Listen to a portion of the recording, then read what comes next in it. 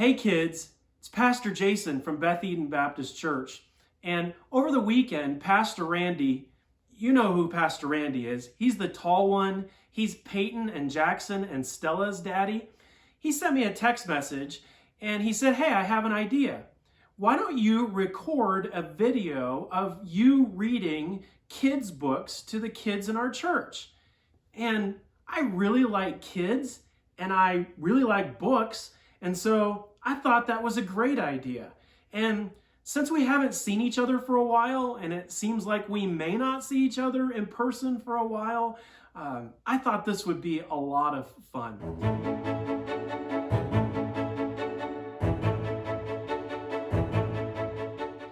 As you know, things are kind of scary and even sad right now with the coronavirus, and there's some things that we're just not very sure about.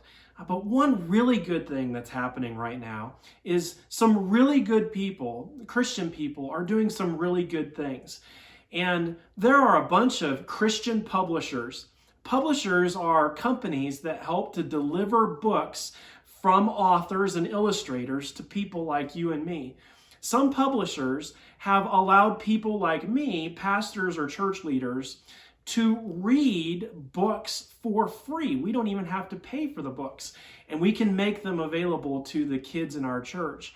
And one publisher, the Good Book Company, has made all of their books free for us to read like this. And so once a week, maybe more if we have time, I'll read a book and we'll publish it on our church social media accounts so that you'll be able to follow along and enjoy some of these really good books. The first book that I get, I almost forgot something. I have two guests with me and I want to introduce them to you. I didn't want it to be like I wasn't reading to anybody, so I have two of our boys' favorite stuffed animals. The first one is Olaf, and you probably recognize him. This is Zacky's favorite stuffed animal because when you tap him, he lights up and makes noise, and Zacky really, really likes that. The other stuffed animal is Elijah's stuffed animal, and it's a bunny rabbit that he had ever since he was a little boy. And when I asked Elijah what the bunny rabbit's name was, he said, I don't remember. And I can't remember it either. So we need your help. We want to name Elijah's bunny rabbit. And he has agreed that we will pick whatever the best name is that's sent to me. And so have your parents either text message or email me the name that you think would be best for Elijah's bunny rabbit. And we'll name him that. And we'll also send you a prize. I can't wait to see the names that you send to me. And so, when I read these books, as I read them, the pages are going to appear on the screen and the illustrations are so good. I know you're going to enjoy it. The first book that I'm going to read is a book entitled The Storm That Stopped, a true story about who Jesus really is. And I think this is the perfect book for this time. It's the book is about one of my favorite stories in all of the Bible, from Mark 4, a story that I got to preach to our church family in Big Church not that long ago, and I know that you'll love it. This story was written by Alison Mitchell and was illustrated by Catalina Echeverry. The Storm That Stopped. One day, long ago, Jesus was teaching people by the sea. Soon some people arrived, then others, then more and more, until there were people everywhere. We can't hear back here. Give me some room. The crowds were just too big. Be quiet. I can't see. No one could see Jesus, and no one could hear Jesus. So Jesus asked his friends, the disciples, to push their boat out onto the water. He sat in the boat, and the huge crowd spread out along the beach. Now they could all see and hear Jesus as he told them all about God. When he finished teaching the people, Jesus said to his friends, "Let's go over to the other side of the sea." Jesus had finished teaching the crowd, and now he had something to teach his friends. But they didn't know it yet. So they all jumped in the boat with him and set sail across the sea. Jesus was so tired. He'd been teaching the people all day. So he lay down in the back of the boat and fell fast asleep. It was a quiet evening. The water gently lapped against the boat, and the sun slowly set in the sky. Jesus was sleeping. The disciples were quietly talking. Then all of a sudden, they were in the middle of the biggest, loudest, scariest, most ginormous storm you could even imagine.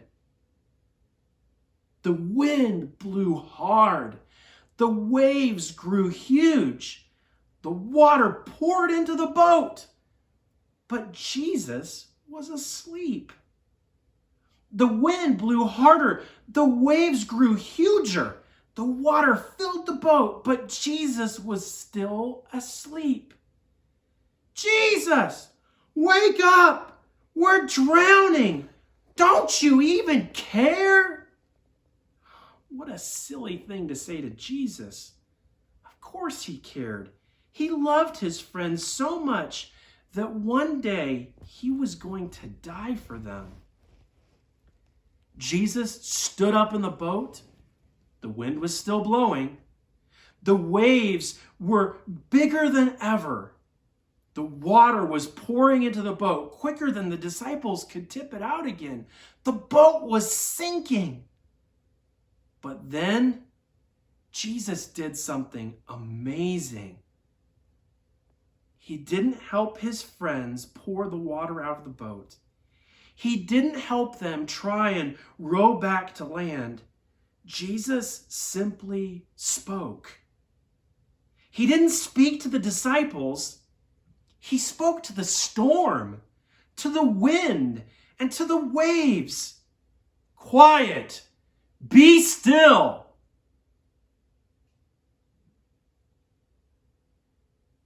Just three little words, and the storm stopped. Right away, at that very moment, the sea was quiet, still, and calm. Jesus looked at his friends. Why are you so afraid? Do you still not trust me? But they were terrified, and they asked each other, who is this? Even the waves and wind do what he says. This is what Jesus wanted to teach them. He wanted them to know who he really is. The disciples already knew a lot about God from his special book, the Bible. They knew that God made everything. He made the world, he made the sun and the moon and the stars, and he made the sea and the wind as well.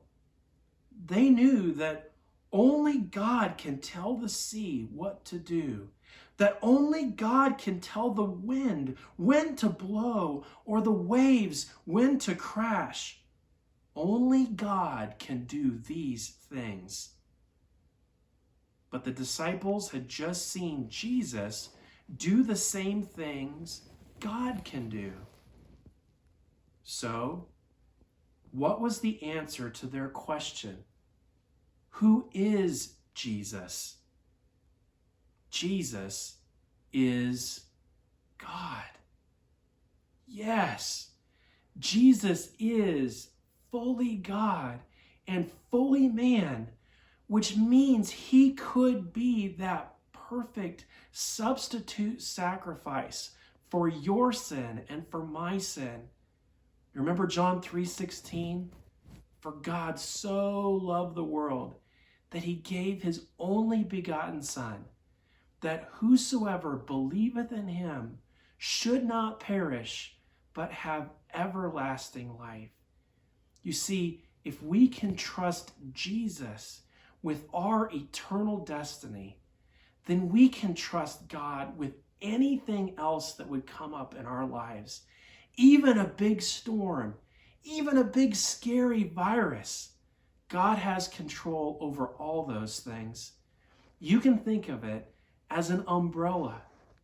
And under the umbrella of God's sovereignty or control, His goodness and His love, we can trust that God will work all things together for good to those who love Him, to those who are called according to His purpose. Hey, kids, I want to challenge you to do one more thing. Before you finish up tonight, before you go to bed, would you read with your parents the story of Jesus stilling the sea? You can find that in Mark 4 at the very end of the chapter. And if you read it, I know you'll be encouraged. I know you'll be encouraged to trust in God because He has control over all things. It was so good to see you guys tonight, and I can't wait to read the next book to you, either next week or who knows, maybe sooner. And don't forget, have your parents text message me or email me a name for Elijah's bunny. He's such a cute bunny, but he needs a name. And the name that Elijah picks, we'll give that person a prize, and we'll announce it to everybody. Can't wait to see you guys next week. Have a good week.